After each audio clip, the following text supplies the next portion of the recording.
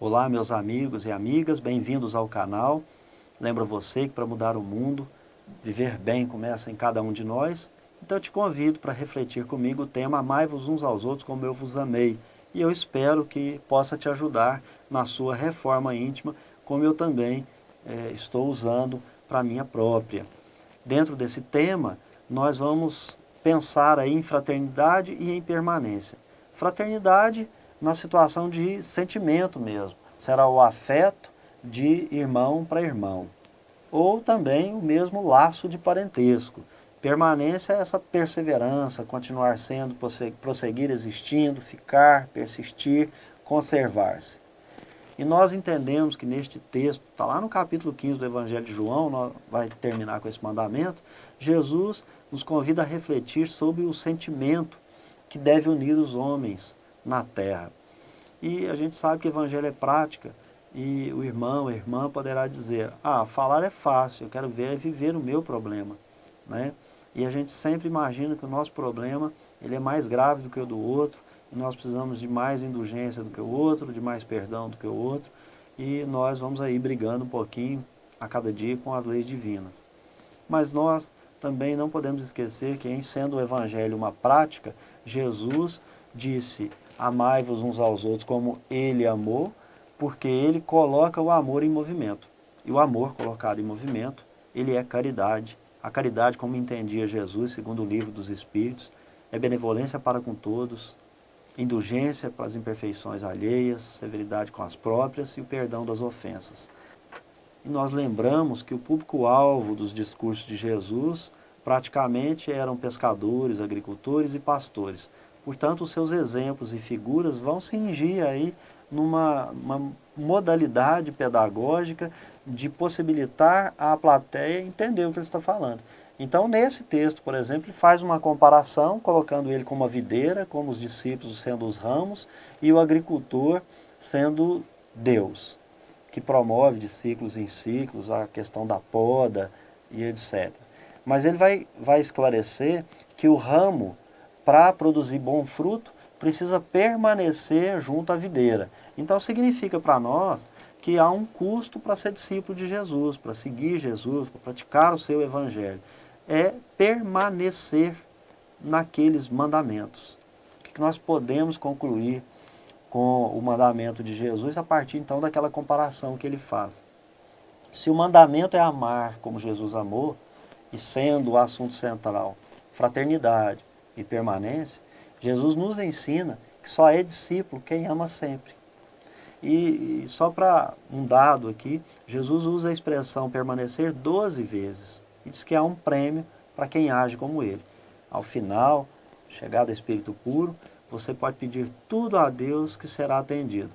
Obviamente o Espírito puro saberá o que pedir, como pedir e quando pedir e se é necessário pedir. Essa permanência, nós estamos aqui pensando que é a realização da verdadeira comunhão com Deus. Mas vamos colocar na prática. Permanecer em Jesus é realizar, praticar as leis de Deus nas nossas vidas todos os dias por meio de ações concretas. Então teve alguma coisa que aconteceu no trânsito, alguém te deu uma fechada, como é que você vai reagir? Ou como você vai agir? Se você pensou antes, você já sabe como agir. Mas se você ficou deixando o acontecimento como um fenômeno na sua vida, você simplesmente vai reagir. E se você não tiver certos hábitos, não manter certos hábitos na sua vida, você vai sempre reagir de uma modalidade inadequada para a sua reforma íntima. Jesus, na condição de mensageiro de Deus, trazendo essa boa notícia, qual era o propósito? Dizer para nós que há um caminho para que nós sejamos todos felizes, nos tornemos bem-aventurados. Portanto, na expressão comparativa desta videira, destes ramos, da poda que é promovida ali, de tempos em tempos, é para que esclareça para nós que para estar em comunhão Com Deus não é necessário quantidade, mas qualidade. Porque de tempos em tempos, aqueles ramos que produzem poucos frutos serão podados para que produzam mais. Aqueles ramos que caíram e que secaram virarão lenho, serão levados ao fogo e só ficarão na árvore, ali na videira, aqueles que permanecem produzindo frutos de qualidade. Então, nessa comparação, o Evangelho é como o sol que chega para produzir em torno de nós essa fotossíntese. E nós precisamos, então, produzir constantemente. Essa é a permanência no Evangelho de Jesus, recebendo este sol como um elemento eficiente, transformador, para que a gente chegue na questão da bem-aventurança e da felicidade. Lembrando que a poda não pode ser feita por nenhum de nós, nem Jesus se coloca no lugar daquele que vai fazer a poda. A poda só pode ser feita pelo agricultor, que sabe o tempo certo, conhece cada ramo da planta, está cuidando de cada pontinho desses ramos, dessa grande videira. Então ele tem ali um propósito para ela. Portanto, se nós nos imiscuirmos na condição do agricultor e estivermos entendendo, Deus está muito devagar, ou Jesus está muito devagar, e nós vamos lá promover a poda, como nós fazemos quando julgamos as outras pessoas, quando apontamos os defeitos, quando não olhamos para os nossos próprios defeitos, primeiro, sendo severo com nós mesmos, quando a gente não perdoa ninguém, a gente vai afetar na quantidade de frutos que poderiam ser produzidos por aquela planta e mais, nós podemos matar aquela planta. Por isso, a pedagogia de Jesus passou inclusive por escolhas dos seus discípulos. É fato que Jesus, se quisesse, poderia povoar a terra de espírito puro. Mas o que ele fez? Ele mostrou para nós que é possível conviver fraternalmente com as imperfeições alheias. É possível perdoar. É possível, além do perdão, ser indulgente e ser severo consigo mesmo. Eu convido você para lembrar que Humberto de Campos, no capítulo 5 do livro Boa Nova, conta para nós sobre a escolha dos discípulos no início do ministério de Jesus. E eu também gosto sempre de lembrar que Jesus disse, não vim destruir a lei. Quando ele diz isso, ele diz assim, vim cumpri-la. Mas o termo cumprir, naquela época de Jesus, significava que vivenciava aquele mandamento. Quem cumpria, vivia a passagem das Escrituras. Assim entendiam os rabinos daquela época e assim eles ensinavam. Portanto, era comum perguntar-se qual foi dos patriarcas que viveu aquela ou a outra passagem. Jesus, quando disse assim, não venho destruir a lei, mas cumpri-la, qual lei que ele vem cumprir? Como ele colocou o amor em movimento, ele cumpriu a lei de amor. Ele viveu no mundo como um homem do seu tempo. E como um homem do seu tempo, quem eram os discípulos que ele escolheu? Bom, aqui, como diz a obra de Humberto de Campos, no capítulo 5, ele escolheu os homens mais humildes de Genezaré, sendo 3 nascidos em Betsaida, 3 em Nazaré, 1 da Almanuta, outro de Caná da Galileia, 1 de Canaã e outro de Iscariotes. Como era esse agrupamento que vivia em torno de Jesus? Tinha problema de relacionamento como qualquer outro grupamento humano, como a sua, a minha família, como a nossa grande família universal. Tinha contendas? Claro, muitas contendas e discussões inúteis. Também tinham separatividade. Vamos dar um exemplo aqui, que Levi, ou Mateus, que era o coletor, tanto quanto Judas Iscariotes, o Judas comerciante de quinquilharias, e o Levi, o coletor de impostos, como dito, eles não participavam de todas as reuniões, e as reuniões eram feitas à noite porque eles continuaram nas suas tarefas por algum tempo. Eles não já iniciaram compondo o grupo, largando tudo, não. Eles vieram compor o grupo por último. Quem seguia, ou estava muito próximo de Jesus, eram os outros 10.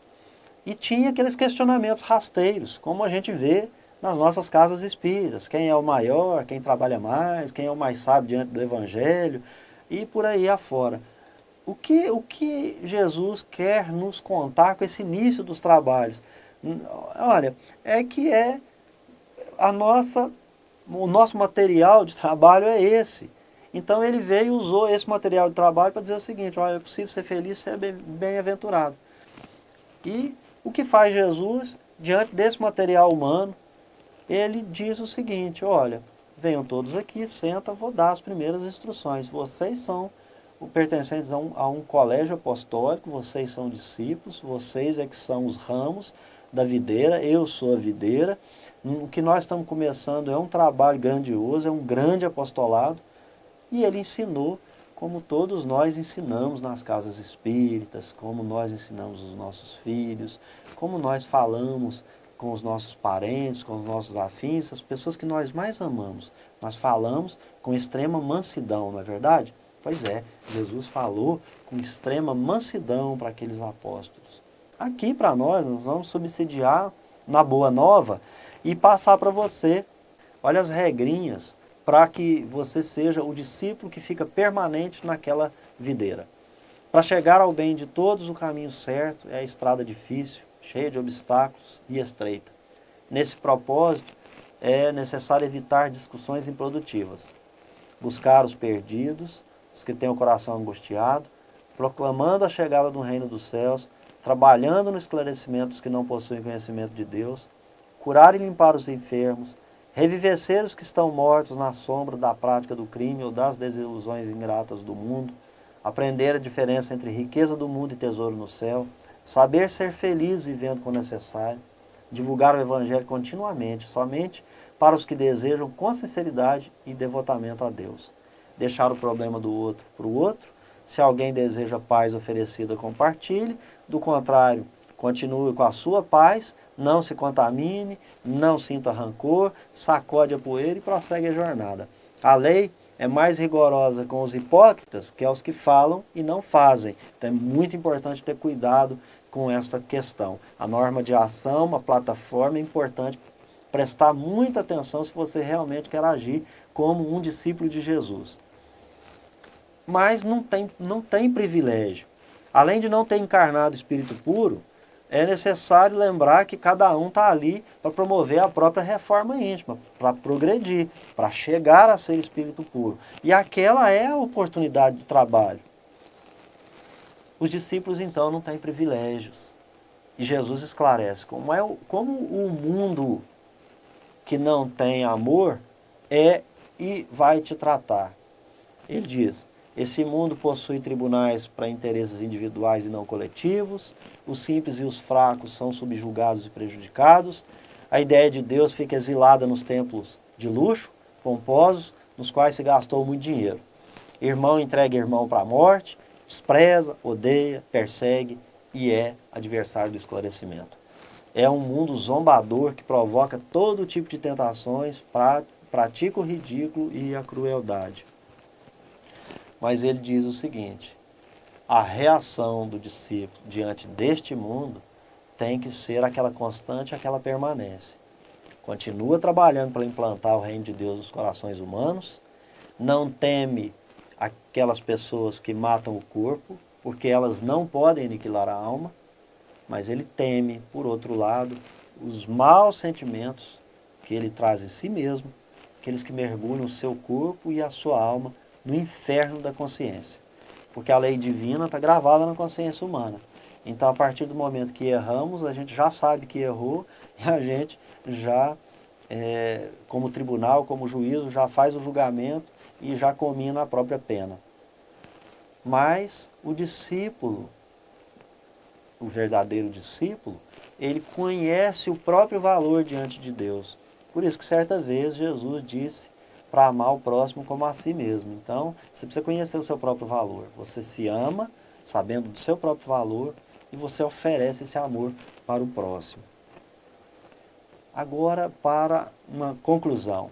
Para a conclusão, nós queremos deixar aí, na realidade, um texto do Emmanuel, que nós encontramos no livro Busca e Acharás, que é a psicografia do Chico Xavier, e vai tratar desse amor recíproco, como nos amou Jesus, falando do verdadeiro apostolado. E que esse verdadeiro apostolado é praticado de modo que nós possamos auxiliar os companheiros de experiência sem lhes absorver as responsabilidades.